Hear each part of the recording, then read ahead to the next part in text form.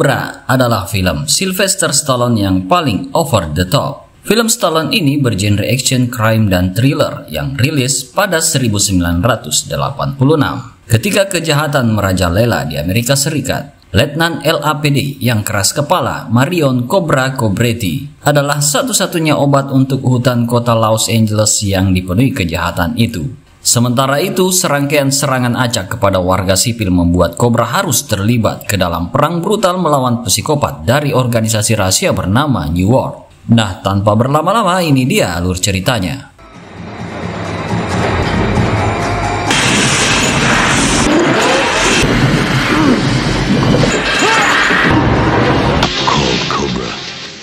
Film dibuka di mana kita ditunjukkan tentang statistik kejahatan di Amerika, di mana ada pembunuhan setiap 25 detik, 250 pemerkosaan setiap 11 detik, dan banyaknya kasus perampokan yang terjadi setiap hari. Untuk itulah mengapa dibutuhkan lebih banyak polisi yang menembak dulu baru bertanya. Gangster yang mengaku bertanggung jawab atas teror kota menyebut dirinya Next Slasher. Karena mereka punya ciri-ciri menggunakan kapak, maka kita sebut saja mereka geng kapak.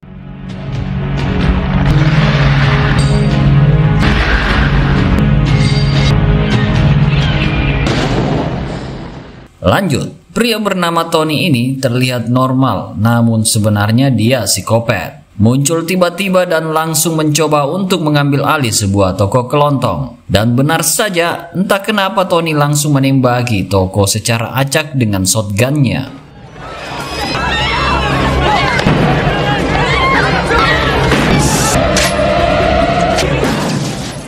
Tony juga menyuruh salah seorang sandera untuk berlari, lalu ditembaknya dari belakang.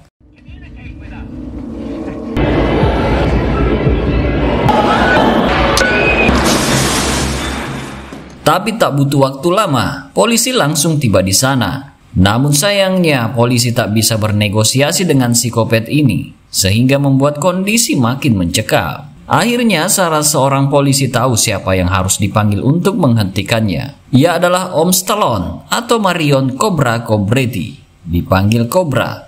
Ia adalah seorang polisi barbar yang selalu menembak dulu baru bertanya. Itulah kenapa ia dipanggil Cobra, karena serangannya sangat berbisa dan mematikan.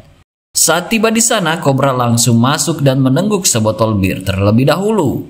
Lalu ia mencoba mempermainkan si Tony dan berhasil masuk ke tempat Tony menyekap sandranya. Si Tony lalu ceramah kepada Cobra dengan mengatakan ia adalah pahlawan yang akan membentuk sebuah tatanan dunia baru. Namun Cobra tak peduli dan langsung mengirim si Tony ke alam kubur.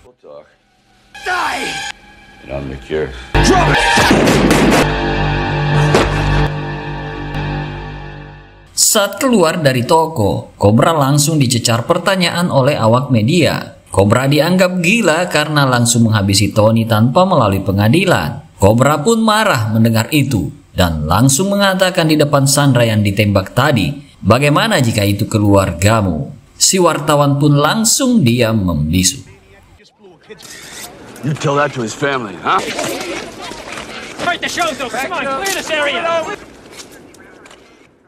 Saat hendak pulang, Cobra yang ingin memarkirkan mobilnya melihat pemuda setempat yang sepertinya sedang melakukan bisnis yang mencurigakan. Cobra pun langsung menghentikannya dengan menabrak mobilnya dari belakang. Tentu saja hal itu membuat si pemuda tersebut marah kepada Cobra. Namun, Cobra langsung merobek baju orang ini dan menyuruhnya berhenti merokok. Sehingga mereka semua langsung ciut di hadapan Cobra. Barbar juga ya Om Cobra ini.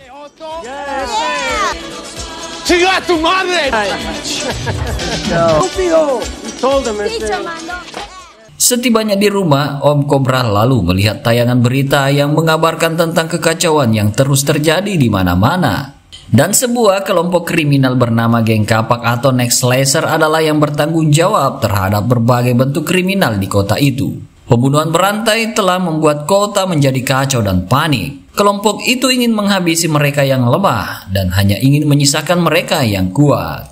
Hal itu mereka lakukan karena kelompok ini ingin membentuk tatanan dunia baru di mana merekalah yang akan memimpinnya. Tentu saja Cobra yang menyaksikan itu membuat jiwa barbarnya makin menggila dan segera ingin menghentikan aksi geng kapak itu.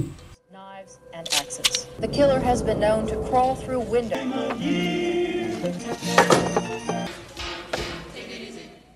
Di malam harinya, geng Kapak kembali melancarkan aksinya. Kali ini ia ingin mencari mangsa baru dengan membunuh seseorang. Tepat di depan toko, mereka melihat wanita penjaga toko yang baru saja pulang. Wanita tersebut langsung berteriak histeris ketakutan. Namun apalah daya, ia tak bisa berbuat apa-apa.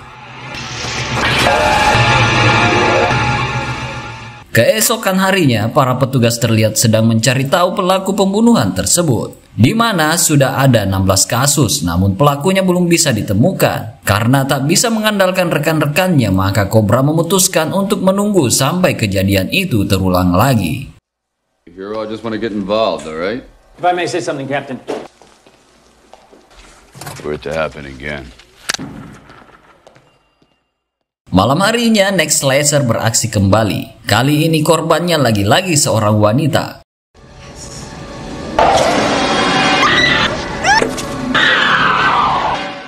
Namun setelah melakukan aksinya, seorang model cantik bernama Ingrid Knudsen kebetulan lewat dan meskipun tak melihat ada sesuatu yang terkait pembunuhan, kawanan geng Kapak tak ingin mengambil resiko dan menganggap Ingrid mungkin melihat kejadian tersebut. Next Slasher yang melihat mobil Ingrid mendekat, langsung berdiri di depan mobilnya agar bisa melihat langsung wajah Ingrid. Tentu saja agar ia bisa mengingat wajahnya untuk dijadikan target pembunuhan berikutnya. Tak perlu menunggu lama, salah seorang wanita anggota geng Kapak yang juga seorang oknum polwan mulai melacak plat mobil Ingrid dengan komputer di kantornya. Dan ia pun berhasil menemukan alamatnya. What options do we have?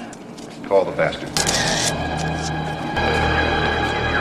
We dig in and find that lead. You know he's daring us to catch him. You know that, right? Scene selanjutnya, Cobra yang telah mendapatkan perintah dari komandannya segera mencari informasi tentang keberadaan pelaku pembunuhan yang selama ini motifnya masih saja sama. Ia telah berkeliling ke rumah bordir hingga ke salon tato, namun tak mendapatkan informasi apa-apa.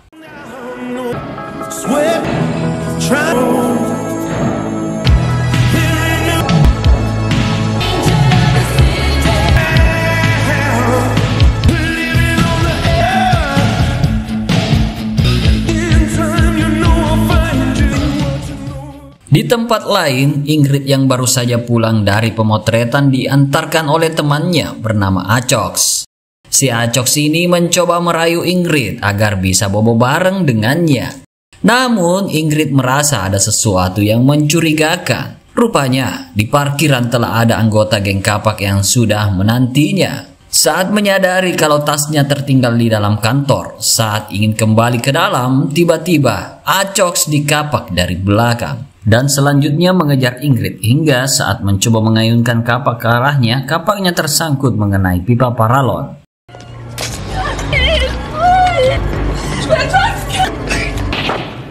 Seorang petugas selalu keluar dari lift dan mencoba menolong Ingrid. Namun, ia langsung ditabrak oleh mobil geng Kapak. Saat itu juga Ingrid lalu bersembunyi dan geng Kapak tak berhasil menemukannya.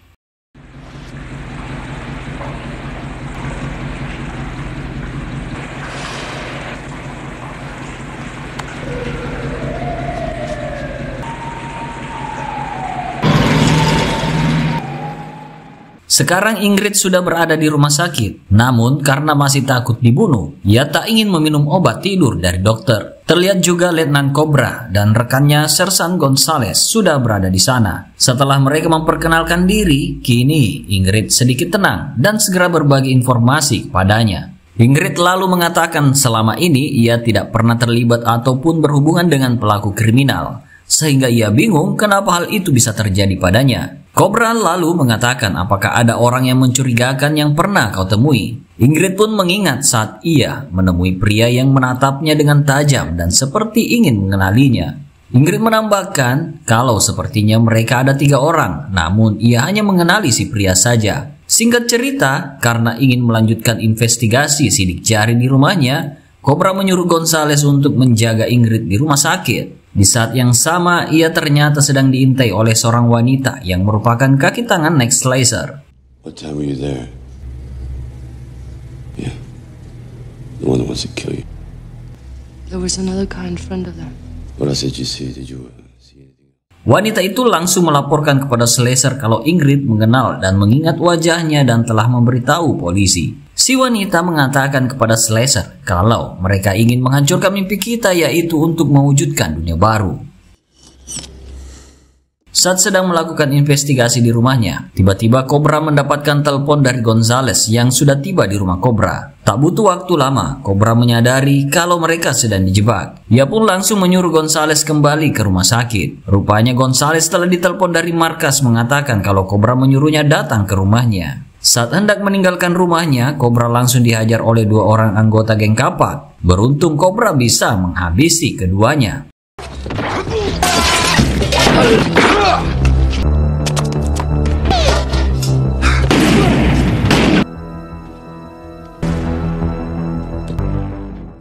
Sementara di rumah sakit, Slesser telah mewarnai rambutnya lalu menyamar jadi cleaning service. Slesser pun berhasil masuk ke kamar Ingrid dan langsung menikam tempat tidurnya. Untungnya Ingrid tak berada di sana dan langsung melihat keberadaan Slesser sehingga terjadilah kejar-kejaran.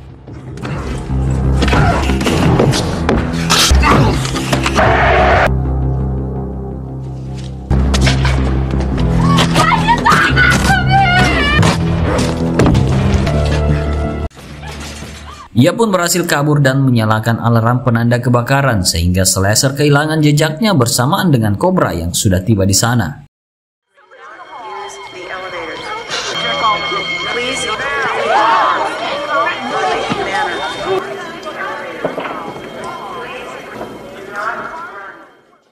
Setibanya di kantor, Cobra terus-terusan dimarahi oleh atasannya karena dianggap telah menyembunyikan saksi dari kepolisian. Terlebih lagi, ia memiliki sketsa wajah si pelaku, tapi tak memberikannya. Untuk mengurangi korban berjatuhan lagi, maka atasannya menyuruh untuk menyembunyikan Ingrid di kantor polisi saja. Namun Cobra yang keras kepala mencurigai kalau mungkin ada oknum polisi yang terlibat jaringan geng kapak. Itu membuat Cobra berkeras untuk membawa Ingrid ke sebuah desa terpencil yang jauh dari keramaian.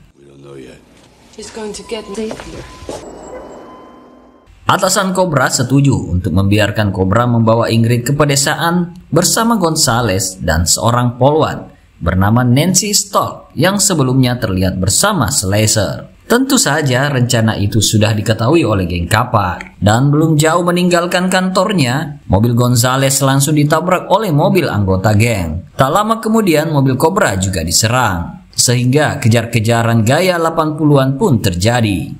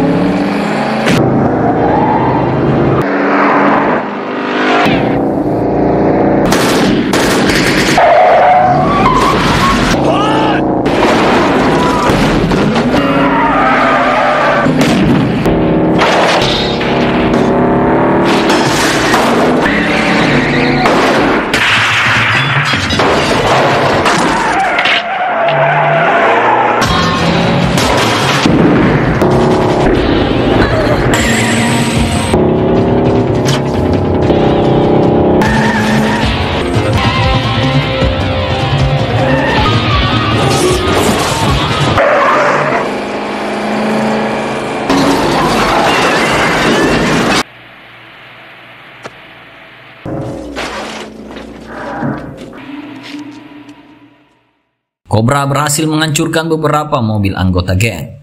Sementara Slesser mulai takut menghadapi kebarbaran dari Cobra sehingga memilih untuk kabur.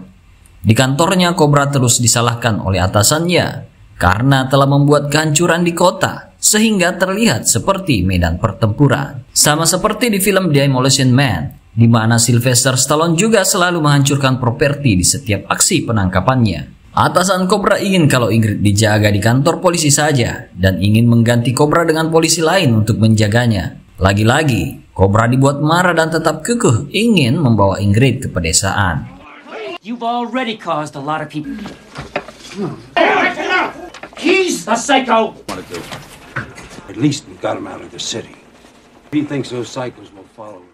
Keesokan harinya, Cobra berangkat ke pedesaan, masih dikawal oleh Tony Gonzalez dan si polwan kaki tangan geng kapak. Di tengah perjalanan, ia singgah di sebuah rest area untuk makan sebelum kembali melanjutkan perjalanannya. Di sana, ia melihat si polwan Nancy tampak gelisah dan menelpon seseorang. Hal itu membuat Cobra mulai curiga kepadanya.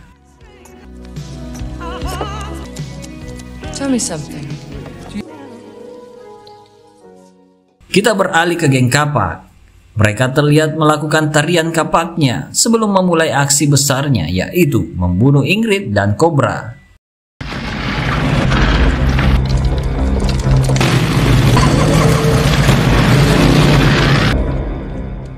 Cobra dan Ingrid sudah tiba di sebuah motel terpencil di sebuah desa. Di sana Cobra lagi-lagi mendapati Nancy yang sedang menelpon seseorang. Tapi Cobra menanyakan kemana Tony Gonzalez dan mengapa tak menggunakan telepon di kamarmu. Dengan jawaban yang tidak masuk akal tentu saja membuat Cobra makin curiga. Kembali ke kamar, Cobra mulai mempersiapkan persenjataannya.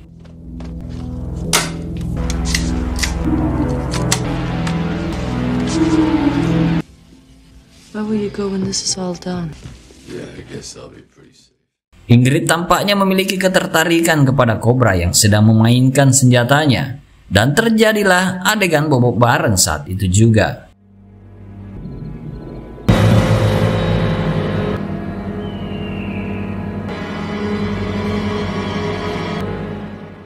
Keesokan harinya saat akan melanjutkan perjalanan ke utara, tiba-tiba polwan Nancy hilang entah kemana. Saat itu juga geng kapak tiba di sana bersama dengan Nancy. Dan ternyata dugaan Cobra dan Gonzalez benar adanya. Kalau Nancy adalah salah satu dari anggota geng kapak yang bekerja di kepolisian. Dengan cepat, Cobra dan yang lainnya berlari masuk ke motel untuk berlindung.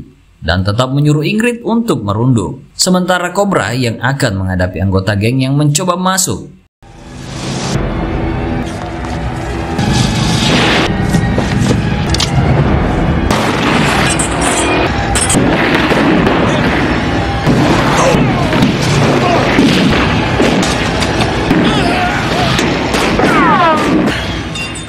Dengan kemampuan yang dimiliki, Cobra berhasil membuat satu persatu anggota geng kapak menemui ajalnya.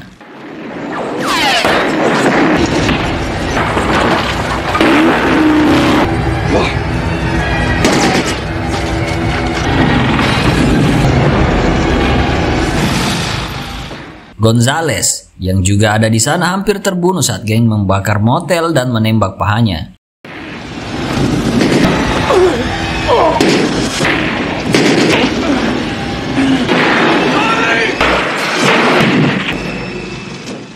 Karena kondisi makin mencekam dan demi menyelamatkan Gonzalez, maka Cobra segera pergi meninggalkan motel dengan pick up. Hal tersebut berhasil membuat perhatian semua geng tertuju padanya, sehingga kejar-kejar pun terjadi.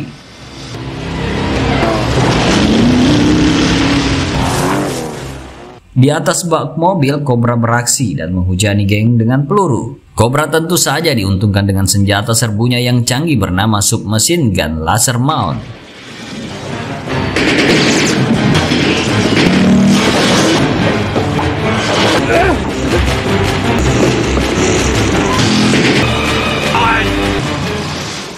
Setelah menabrak mobil yang terbakar, Cobra dan Ingrid kemudian berlari ke kebun jeruk dan mencoba bersembunyi. Namun, geng kapak masih saja menemukannya.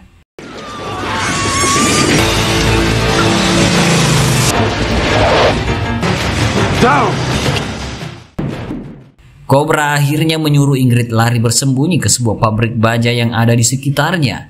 Sementara Cobra yang akan mengurus anggota geng kapak satu persatu.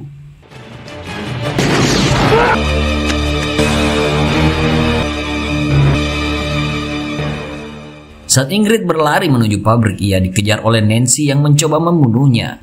Ingrid berhasil kabur dan bersembunyi di bawah tangga. Sementara Nancy dan anggota lainnya terus mencarinya.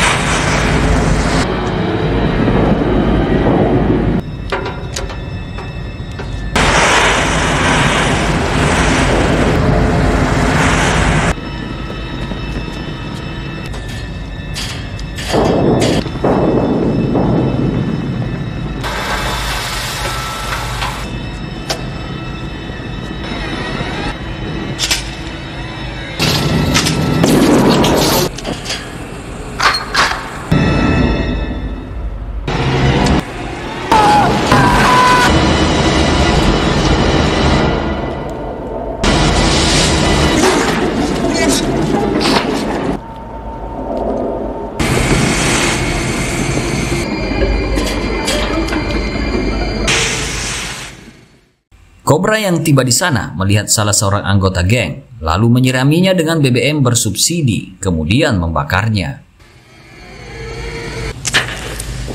You have the right to remain silent.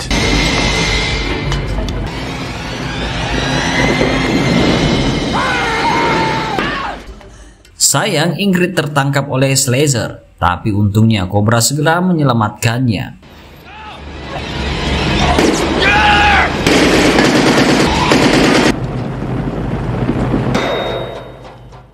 Kini Slasher berhadapan langsung dengan Cobra. Saat Cobra mulai membidik Slasher dengan senjata mesin laser mount-nya, Slasher memberikan pidato singkatnya tentang betapa lemahnya hukum negaranya.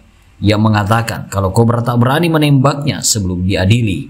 Dan kalaupun ia ditangkap, ia bisa saja berpura-pura gila. Sayang sekali pidato itu tak berguna bagi Cobra, karena bagi Cobra dialah pengadilannya. You won't do it, pig. Your history. You have to take me in. Is against the law. Pig. Even I have right. The court is civilized, won't they? Saat ingin menembak Slasher, tiba-tiba Nancy datang mengikat leher Cobra dengan rantai. Slasher pun punya kesempatan menembak Cobra. Dan saat menembak justru Nancy yang terkena tembakan. Kemudian tinggal Cobra dan Slasher saja yang memutuskan untuk duel 1 lawan 1.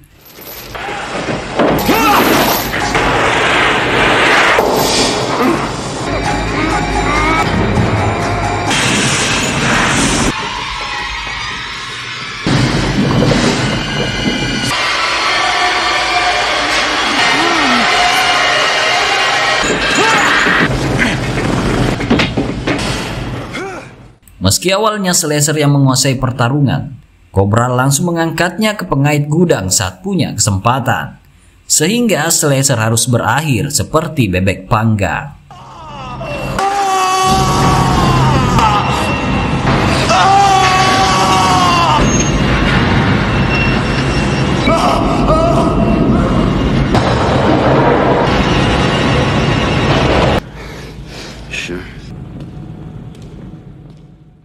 Saat semuanya selesai, Cobra dan Ingrid meninggalkan pabrik dalam keadaan sedikit memar dan kotor. Kapten Cobra juga ada di sana untuk mengucapkan selamat kepadanya.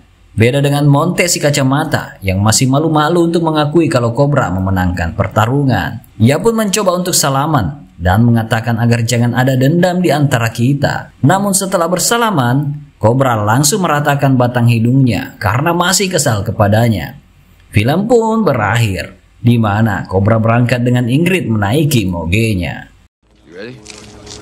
Ready.